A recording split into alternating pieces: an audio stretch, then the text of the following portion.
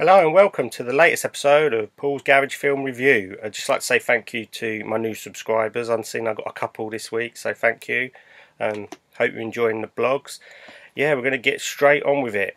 Okay, first we're going to start with 2014's Homicycle. Yes, 2014, that might come as a surprise to some of you, as the cover does look like it's straight out of the late 80s, early 90s video shop era. This follows a ruthless motorcycle riding vigilante bent on bloody revenge. He's undead and he's come back to wreak havoc on the kingpin who killed him. Really bad film, this, and not in a good way. I think it's become all too easy these days for filmmakers to whack their film into iMovie and put some grain on it and do some really cheapo effects and call it a grindhouse homage. And when that's done well, that's all well and good. When talking about films like Hobo with a Shotgun and Father's Day, The Taint, those films, for me, I get a real love from the filmmakers for what they're trying to do. To me, it's almost taking the piss out of the era that it's aping. The effects are really, really bad, which you can't say about a lot of the films that it's trying to be like. It's become all too easy to say, "Oh, I'm being ironic," and the effects are bad because we're trying to make them bad deliberately. But I still think you've got to have some technical expertise when you're dealing with stuff like that, and you've got to have a story. You've still got to have a story. The classic grindhouse films like The Exterminator, Savage Streets, Nail Gun Massacre, they all had something. They all had a soul. They had something magical about them, something memorable. The filmmakers weren't trying to make a bad movie. They were trying to make a film to the best of their ability. They were trying to do something cool. And these people are trying to be ironic and trying too hard to be cool. The effects are just a laughable. There's a decapitation scene, and which you don't see the head after it's been broken off because they obviously didn't put any details onto the replica head. And there's an empty jacket that looks like it's got a hanger in it with a hose pouring blood out, and it's just pathetic. They'll say that they were trying to make something deliberately cheap. As a film guy, I still expect some degree of technical ability behind my filmmakers. I'm not that easily fooled, I'm afraid. There's nothing really to see here apart from the really cool cover. Real disappointment. It'll make me think twice about these sort of things in future and do a little bit more research, because I think there's filmmakers out there trying to pull the wool over our eyes a little bit now, and they're not staying true to the game. Definitely not recommended. Well, next up is this weird 1973 slice of British horror called Horror Hospital. Robin Asquith, you might have seen his arse going up and down like a fiddler's elbow in the Confessions series that was quite big in the 70s. I think it comes under the genre slap and tickle. But this is horror, and the first one I've ever seen him do. Very strange indeed. Robin Asquith is a band promoter who wants to take some time out from producing his band. He goes to this estate agent's weirdly titled Hairy Holidays, which doesn't set any alarm bells ringing for him, strangely. He books himself in at this place called Brittle House Manor, which is like a health retreat for young people who want to get rid of their hang-ups. But oh no, all is what it not did seem. And it's actually a place where this guy, Dr. Storm, turns young kids into zombies by removing parts of their brains. There's all sorts of horror staples in here, like weird dwarfs and monsters that roam the hallways. Dr. Storm has also got this pretty cool car that he can drive up alongside people and decapitate them and catch their heads in bags, which I thought was pretty cool. There's a really unintentionally funny scene in this at the beginning where Robin Asquith's on the train to Brittle House Manor, and he meets this young foxy lady called Julia who looks terrified of him. And he just says to her, "Don't worry, I'm not going to rape you." And she's like, "Oh, sorry, I didn't realise. That's okay then." And it's just really strange. Big problem with this film is it is really badly made. There's some scenes where it looks like they forgot to film parts of conversations and stuff and have just left them out. Some of the pacing in this is really bad. Some of the scenes just drag on and on and on. It's got its entertaining moments though. I like to look at England in the 70s, so I get a bit of a nostalgic kick out of films like this. If you're a fan of cheesy British horror, and even Robin Asquith, then I'd recommend it. But if not, I'd avoid, because it is an acquired taste. Right, next up is this film called Surburbia. Roger Corman produced it. It came out in '83, directed by Penelope Spheris, who would later direct Wayne's World. It's one of them youth culture films looking at sort of the punk scene in America in the '80s. Penelope Spheris apparently took a load of kids off the street for this to get some authenticity. Unfortunately, they all are pretty terrible actors. You can tell that they're straight off the streets, to be honest. It's set in California, and it focuses around a group of kids who've called themselves the Rejected. They live in a tumble-down squat by the side of a highway in Los Angeles. They're all the victims of abuse of some sort. There's some live music performances in this film from underground hardcore punk bands like TSOL, DSI, the Vandals, which are pretty interesting. Also features an appearance by Flea from the Red Hot Chili Peppers, before he's famous. One of the highlights of the films for me was Flea's character, because he's got a rat on his shoulder at all times. I don't know how they train the rat to do that, but he's like running all around him and going down his shirt. And there's even a scene where Flea puts the rat's head in his mouth. Bit weird. I guess I don't call him Flea for nothing. I did really enjoy this one. Very bleak. There's no redemption in here for any of the characters. It's a pretty dark look at society, but an interesting snapshot of the times, and it gets my recommendation, Surburbia. Right, next up is another film I got from Tesco's when I was doing my weekly food shop. War Pigs. You can see what they were trying to do. I think they were trying to make a World War II Expendables. This film just doesn't live up to the title War Pigs at all.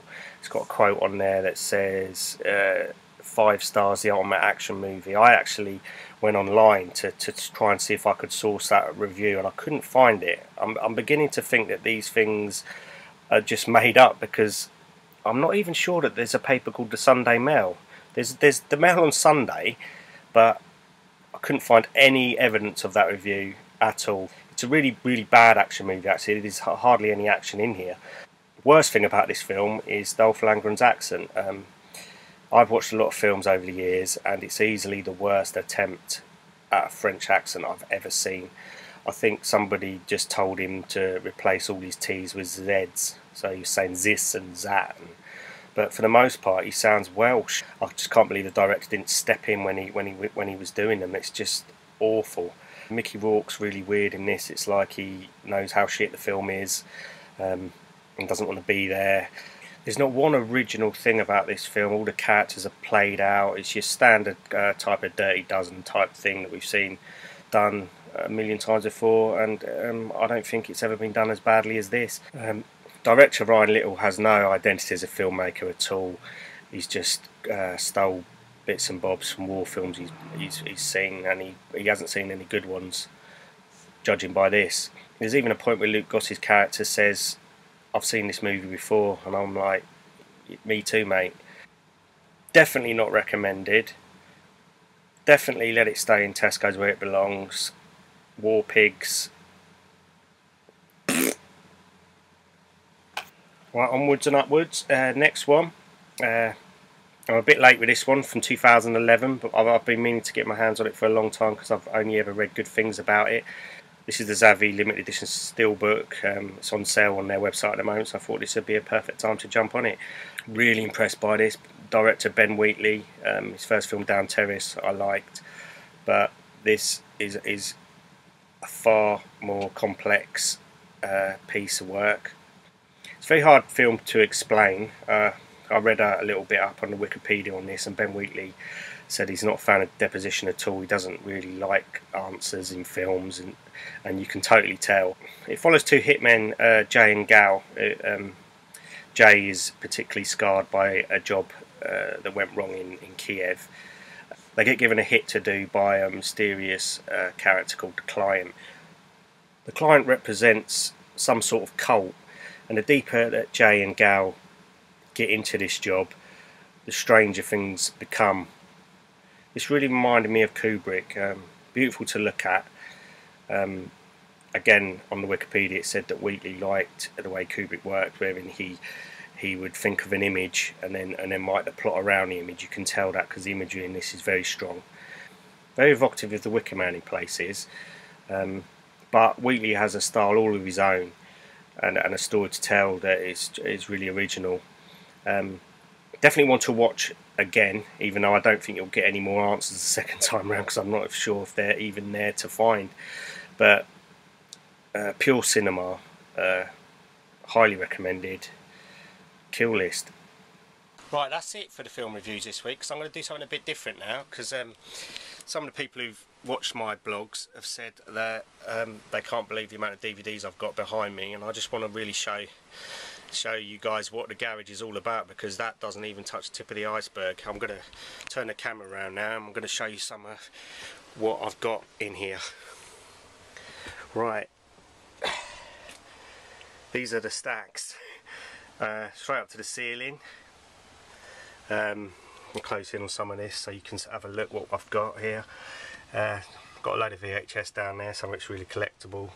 Mr. No Legs, that's a collectible one from Oyster Fair. Macabre, some great stuff there my dad's got me for bootleggers over the years. Some very collectible ones there as well. If I had more space I think I'd get more VHS, but you know, that'd do for now. Let's have a look what we got here. Yeah, some great titles there. Violent Shit trilogy there, a collectible German shot on video, Tales from the Quad Dead Zone, one of the most rarest collectible VHS's. Unfortunately I haven't got that though. Some Tracy Lord stuff there, Sleepaway Camp, Lady Terminator, First She Mates and She Terminates, you might remember that one. Blood and Sex Nightmare. I love Spike Jones. Garbage Pail Kids. Some of my hardcovers there, some great ones, Chud and Next Road. Down here we've got my Batman collection.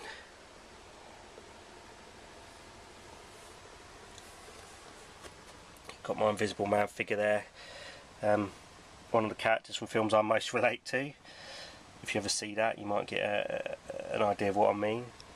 My Star-Lord mask, made by Nerf. I like having my DVDs sort of on display as well, so some of my more rarer stuff and cooler stuff I like to display. The Room, one of my all-time favourites. Lee Van Cleef, one of my favourite Western actors. Got my Jason figure there. Got a load of the Walking Dead stuff, becoming really collectible now. These are figures from the original Dawn of the Dead. Worth a little bit too. Got my little Scarface.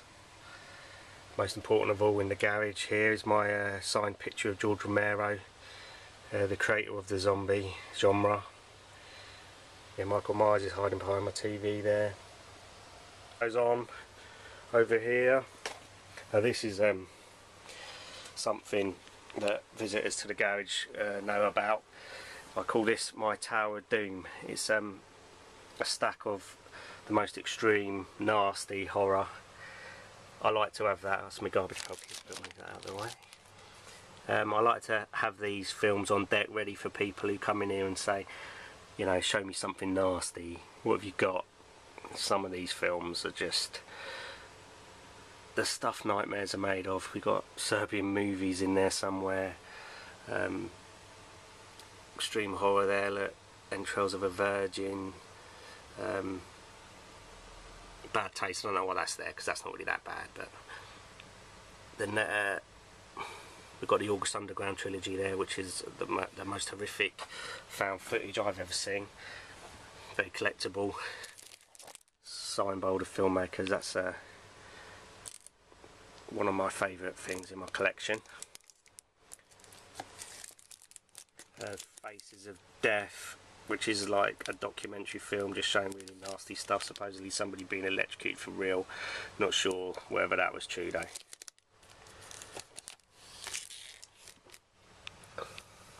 Snuff 102. Nasty, nasty stuff here, people.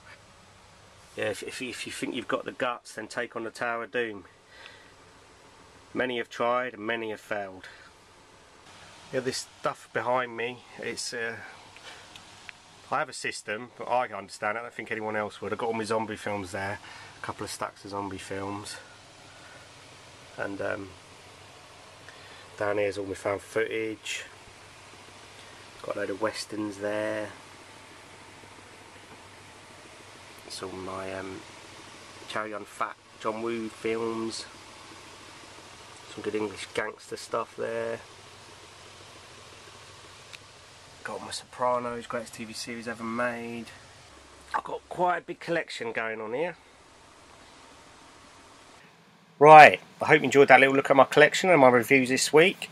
There'll be a new episode up next week, so keep watching, keep subscribing.